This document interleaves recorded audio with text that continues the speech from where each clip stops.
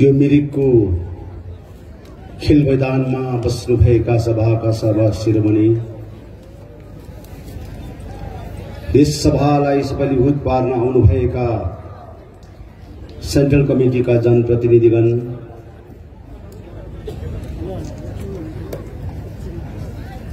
विभिन्न प्रकारलाई आज क्षेत्र क्षेत्रबाट आउनुभएका गोर्खा जनमुक्ति मोर्चाका कार्यकर्ताहरू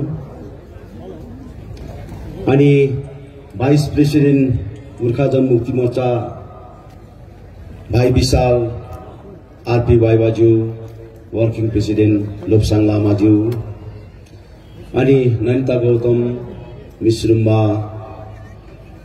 सँगसँगै उहाँका सहयोगीहरू, युवा मोर्चाका जनप्रतिनिधिगण, नारी मोर्चाका प्यारेन्ट्सबडीका जनप्रतिनिधिगण, कर्स्याङबाट आएका सब डिभिजनबाट आएका प्रेसिडेन्ट सेक्रेटरी सम्पूर्ण कार्यकर्ताहरू, दार्जिलिङबाट आएका विभिन्न जनप्रतिनिधिहरू, आज हामीले व्यापक रूपमा यहाँ बोलाउन सकेनौं। केही हदसम्म उहाँलाई निम्तो गरेका थियौं, र उहाँहरू आउनुभएका छन्। उहाँहरूलाई पनि मेरो हृदयबाट कोटी कोटी प्रणाम टक्राउन चाहन्छु। तराई क्षेत्रबाट पनि हाम्रा प्रतिनिधिहरू आउनुभएका छन्। उहाँहरूलाई पनि मेरो हृदयबाट नमस्कार छ। 7-8 जना साथीहरूको खाना बोकेर झोलामा बोकेर गएर डेकमा पुर्याएको मलाई याद आयो। त्यो चीजहरू आज विमल गुरुङ र मेरो आमा जन्म दिने आमाका कुराहरू जोडेका कुराहरू छन्। यसुसले गर्दा म यसरी कमान हुँदै हुँदै हावा पानी खाँदै खाँदै बात मार्दै मार्दै आउँदाखेरि माया लाग्यो मलाई। मिरिकलाई कति माया लाग्यो, कति माया लाग्यो। रोइरहेका रहेछन् मिरिक त, यति साह्रो रोइरहेका रहेछन्, यति साह्रो रोइरहेका रहेछन्। यता पनि तहस नहस, उता पनि तहस नहस। कति मिठो त्यो कलकलाउँदो त्यो झिल, कति स्वादिलो त्यो झिल, कति मिठो झिल। टुरिस्टहरू आज बोटमा चढेर लह लह लह घुमिरहेका दिनहरू आज मलाई याद आयो। यही सम्झना गरेर मैले आउने दिनहरूमा मिरिकको वातावरण एकदमै राम्रो बनाऊ है भन्ने विचारधारामा 25-26 करोड रुपियाँ खर्च गरेर मैले मिरिकको टोटल झिललाई आज स्वादिलो बनाएर साफ सुधार गरेर आज त्यहाँको जुन प्रकारको एउटा गार्बेज लाइनहरू छन्, जो हरेक नराम्रो कुराहरू छन्, नराम्रो विषयहरू छन्, यो सबै कुरोहरू चाहिँ म आउटलेट गरेर बनाएर चाहिँ बाहिर मिरिकको जति पनि अशुद्ध कुराहरू छन्, हानिकारक गर्ने कुराहरू छन्, यो सबै कुरो चाहिँ म बाहिर पठाएर मिरिकलाई साफ सुधार बनाएको हुन्छु भन्ने कुरा राखेका थिए। त्यो काम तीव्र प्रकारले चलेका थिए, मिठो प्रकारले चलेका थिए। तर मिरिक जस्तो म आउँदाखेरि त्यहाँनिर थर्मोकोलको गिलासहरू भेटे, लछरम्बै प्रकारको पहिरो पानीको अवस्था देखे, जो चाहिँ हिजोको दिनमा हरियो स्वादिलो मिठो, त्यसलाई उठाएर खाऊ खाऊ लाग्दो यस्तो स्वादिलो मिरिकको झिल थिए। त्यो झिललाई हेर्नका लागि देश विदेशबाट टुरिस्टहरू आएर अवलोकन गर्ने काम गरेका हुन्थे। तर बिचारा मिरिक रोइरहेका रहेछन्, बिचारा मिरिक रोइरहेका रहेछन्। आँसु पुस्ने कोही पनि आजसम्म यहाँ आएको छैन रहेछन् भन्ने कुरा। रुमाल त गोजीभरि बोकेका छन्, तर आँसु पुछेका कोही पनि छैन रहेछन् भन्ने बुझे। रुमाल त छ उसको गोजीमा, तर मिरिकको आँसु कसले पुछिदिने? हेर त मिरिक रोइरहेका छन्, तहस नहस भइरहेका छन्। यो सबैभन्दा नराम्रो कुरो चाहिँ आज यो कुरोले मलाई छोएका छन् दाजुभाइ दिदीबहिनी हो। पोलिटिकल वातावरणमा आफ्नो आफ्नो बाटो हुन्छ, आफ्नो आफ्नो गोरेटो हुन्छ। तर आज त्यो मिरिकको झिल मैले बनाएको होइन, सुभाष घिसिङले बनाएको होइन, अरू लिडरले बनाएको होइन, यो कयौं वर्ष अगाडि कसैले बनाएको त्यो झिल हो। यहाँको एउटा कल्पना गरेर बनाएको झिल हो। यसले हजारौं मिरिकको दाजुभाइ दिदी बहिनीको आज रोजगारको बाटो बोकेर हिँडेका हुन्छन्।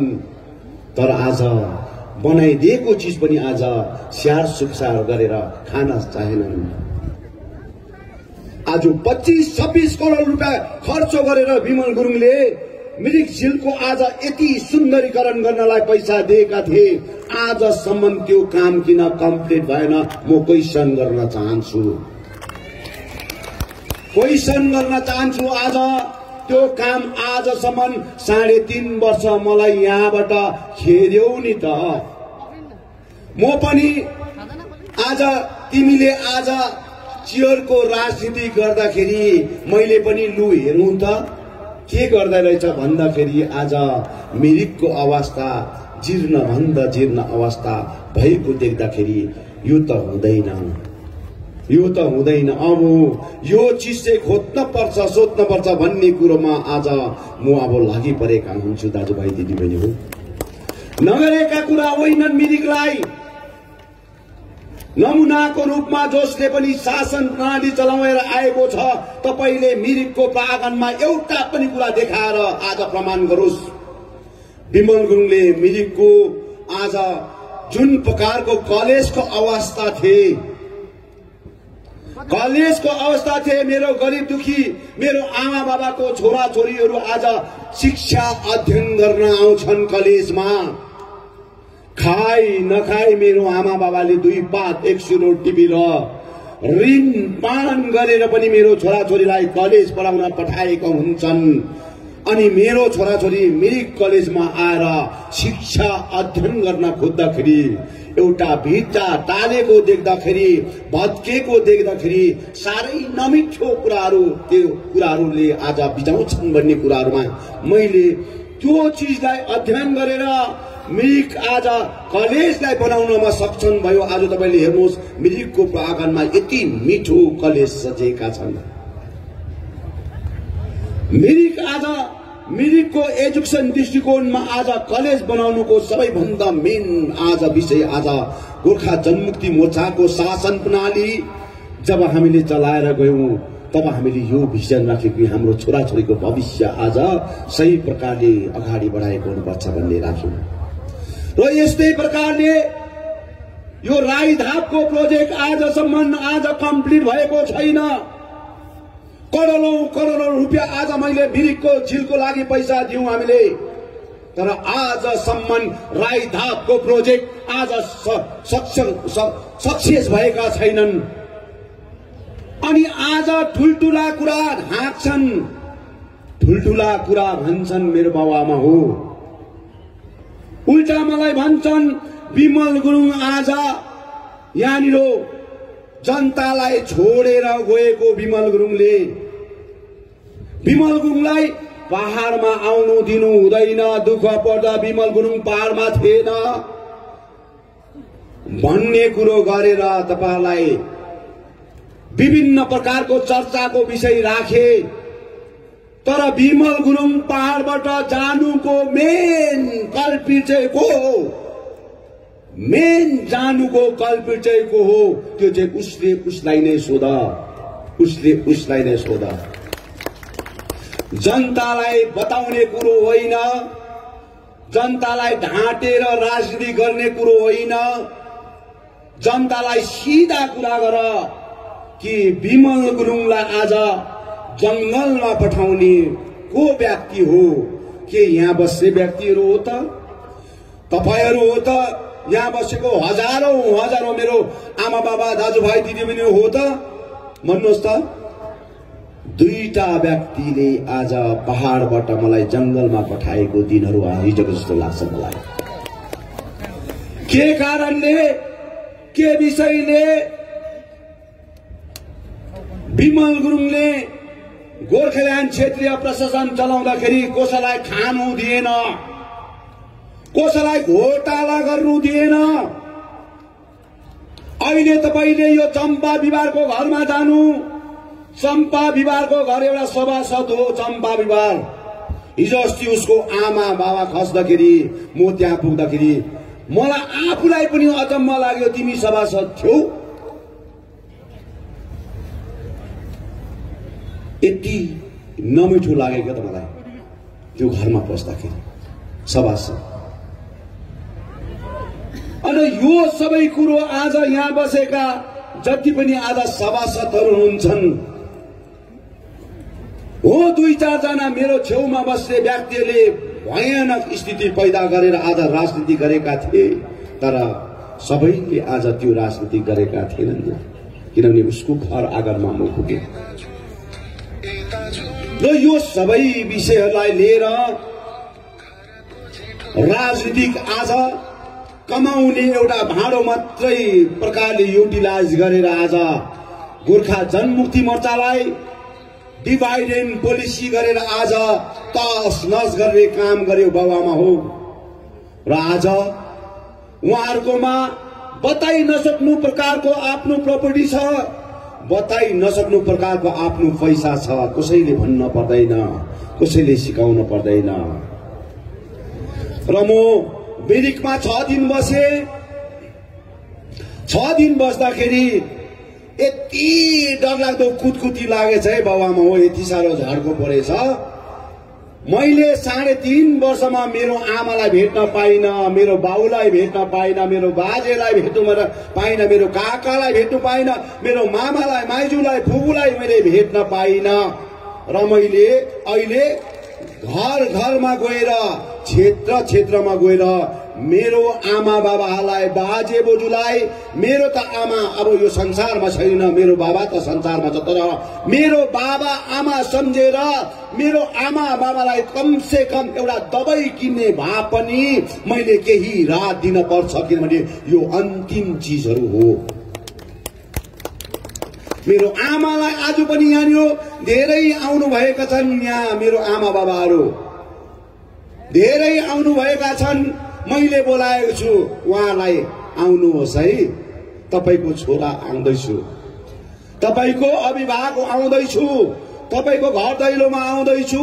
अनि म आएको विषयहरूमा चाहिँ कम से कम भोलि बिहान पर्सि बिहान कम से कम 15-20 दिन चाहिँ तपाईले बिस्कुट खाँदाखेरि, कम से कम 1 केजी दूध किनेर खाँदाखेरि, खैनी बेडी नै खाँदाखेरि, विभिन्न प्रकारको दबाई मुलो खाँदाखेरि पनि कसैलाई रुजाउनु नपरोस्, कसैलाई माग्न नपरोस्। मेरो छोराले दिएर आज मलाई यहाँ दिएको छ, म यही आज खर्च गरेर म दबाई खान्छु भन्ने हेतुमा आज मेरो बाउ आमालाई मैले केही रकम दिन्छु भनेर मैले यहाँ बोलाएको छु।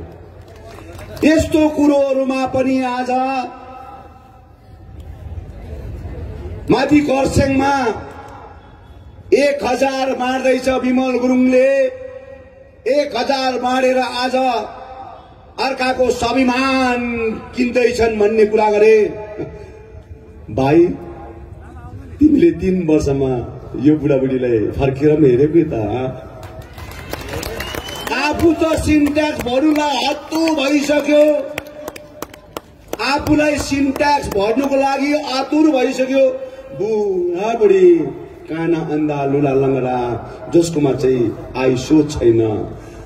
मैले अलिकति उहाँलाई केही सहयोगको रूपमा दिँदाखेरि तिमीलाई तिमी चाहिँ किन अतालिएको भाइ?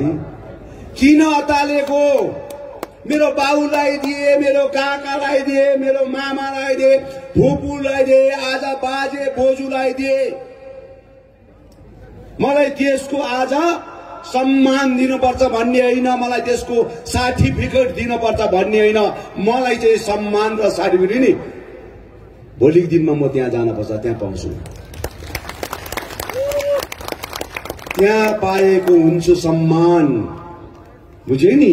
त्यसले गर्दा म आफै पनि यस्तो जग्गाबाट आएको व्यक्ति हो। अहिले खाएर भरै बेलुका मेरो घरमा के भात पाक्छ होला, भोलि बिहान मेरो घरको चुलामा के पाक्छ होला, यस्तो जिन्दगी जिएर पाएको म त, यस्तो जिन्दगी जिएर आएको। मसँग राजनीतिक चलखेल कसैले पनि नगर्नु उचित हुन्छ। म त बन्जारा जस्तो मान्छे हो, मैले भन्दै आएको छु। अब पनि मानिसले बुझ्दैनन् भने, जान्दैनन् भने मैले तपाईलाई देखाउँदै देखाउँदै आइरहेका छु। मेरो छेउछेउमा महाराजहरू, सन्यासीहरू जस्तो मान्छे बसेका हुन्छन्। त्यो महाराज को भन्ने कुरा पनि गर्नुहुन्छन्, त्यो सन्यासी को हो भन्ने कुरा पनि हुन्छन्, गर्नुहुन्छन्। तर मैले तपाईलाई त्यो एउटा देखाउन चाहेको, बताउन चाहेको अब उपरान्त तपाईले मैले गरेको कर्मलाई, मैले गरेको विषयलाई तपाईले आज सही प्रकारले नजरअन्दाज गर्न सकिएन भने अब मैले मेरो रूप अब केही पनि हुँदैन, लास्टमा सन्यासी हुनुपर्छ भन्ने रूप देखाइदिएको छु। यो याद गर्नुपर्छ। किनभने मान्छे यो धरतीमा जन्मेपछि नाङ्गै आएको बाबुआमा हो। आमाको गर्भबाट 10 महिना आज गर्भमा बसेर जब यो धरतीमा पैदा भयो, यो पैदा भएको आज नाङ्गै आएको छ, नाङ्गै जान पर्छ बाबुआमा हो। लोगेर कसैले धन दौलत लाएर लोगेर जान सक्दैन।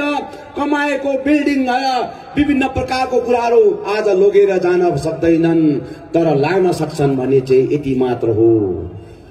आफ्नो अन्तिम यात्रामा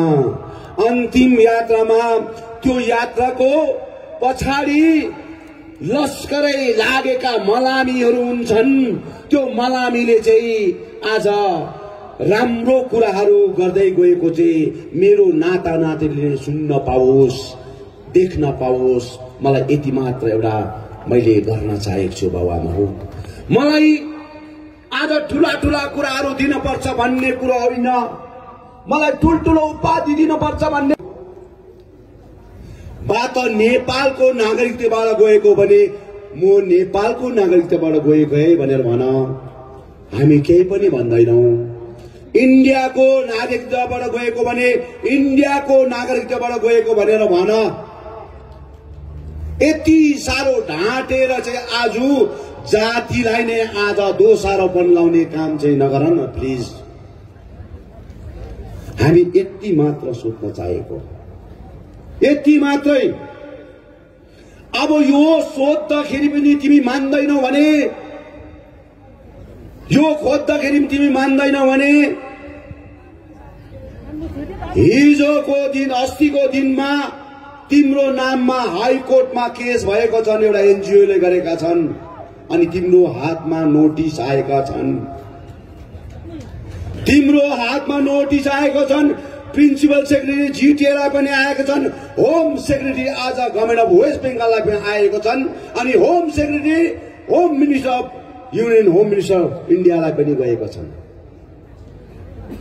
अब यसको फाइनल हियरिङ 4 तारिक छ।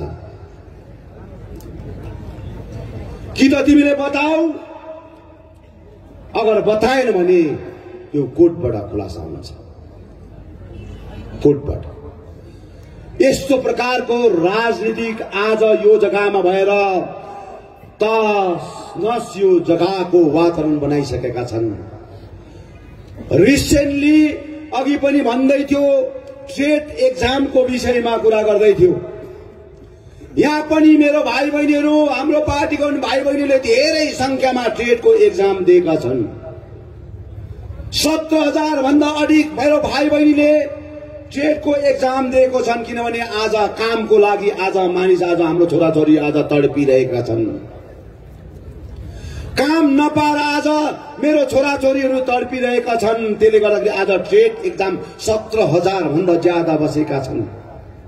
यो 17,000 ट्रेड एक्जाम बसाएको छन्, तर 17,000 ट्रेड एक्जाम बस्दाखेरि आज अस्तिको दिन 15 तारिकको दिन हाम्रो गएको सोमबारको दिन हाम्रो खरसाङको प्राङ्गणमा मिटिङ हुँदाखेरि त्यही दिन नै 1:30 बजी चाहिँ हाम्रो डेलिगेसन चाहिँ एजुकेसन मिनिस्टर पार्थ चौधरीसँग आज हाम्रो वार्तालाप भइरहेका थिए।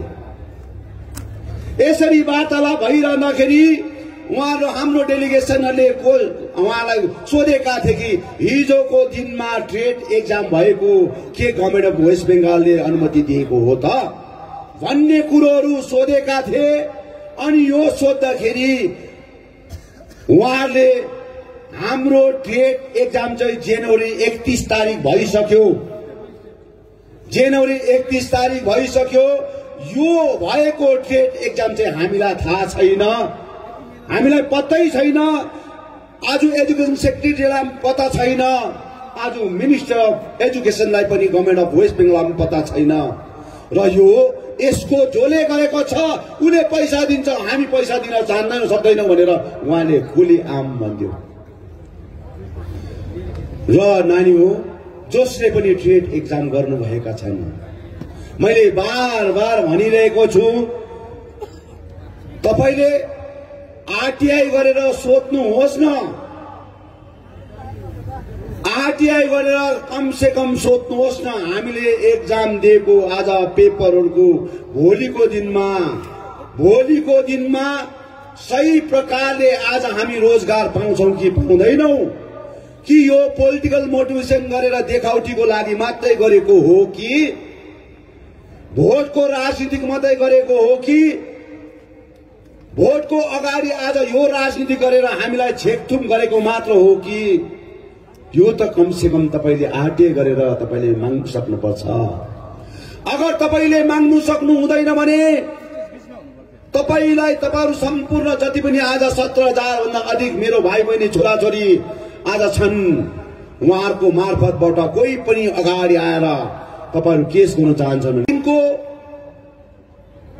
उहाँको 6 महिना बाद चाहिँ उहाँले 60 वर्षको एज काट्नु आँट्ने मान्छेलाई पनि कम से कम 6 महिना भए पनि उले काम गरोस् भनेर यसरी दिए। कोही त मैले काम दिनु बित्तिकै 15 दिनमा मरेका पनि छन्।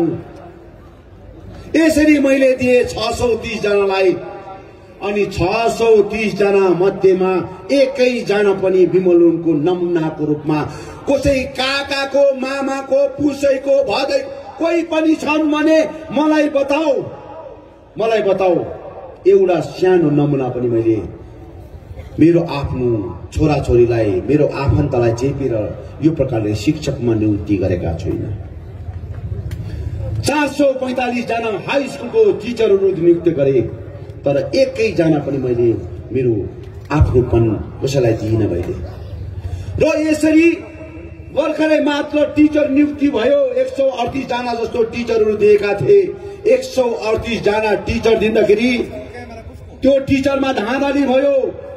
3 लाख देखिको लिएर 2.5 लाख 3 लाखको आज पैसाको धाँधली भयो। एउटा क्यान्डिडेटले 2.5-3 लाख तिरेर काम पाएको पनि छन्। अनि त्यो मध्ये क्लास 8 पढेर 10 पढेर आज झुटो सर्टिफिकेट बनाएर आएर एचएस को सर्टिफिकेट बनाएर आज त्यो व्यक्तिहरु आज टिचरमा आज भर्ना भएका छन्। पोलिटिकल आज जति पनि लिडरहरु हुन्छन् तपाईले गन्ती गर्नुहोस्। अहिले त्यो जग्गामा जो व्यक्तिहरु छन् जीटीए चलाउनेको आज जो व्यक्तिहरु मेन मान्छे जो छ त्यो व्यक्तिको तपाईले सिरियली नाम गर्दै आउनुहोस्। उसको कति जना मान्छे चाहिँ 138 जना भित्रमा चाहिँ सर्भिस पाएको छ भन्ने तपाईले पूरा एनालाइज गर्नुहोस्। प्रत्येकको आज जाति अस्मिता र माटोलाई बेचेर भात खाने व्यक्तिहरुको राजनीतिक आज चलखेलमा आज सबै घरको बुढी देखिनको लिएर घरको छोरा छोरी सबैलाई हालेको आज 138 जनाको लिस्टमा ती व्यक्तिहरुको छन्। तडिपा भएको मदन तामाङ हत्याकाण्डको तडिपा भएको मान्छे जसलाई चाहिँ कोर्टले सीबीआईले एरियामा बस्नु पाउँदैन, एरियामा कल्पित मानेको उलाई कोर्टबाट त्यो प्रकारको आदेश दिएको थियो। त्यो व्यक्ति आज तडिपा भएको व्यक्ति कसरी आज हाई स्कुलको टिचर भएको छ।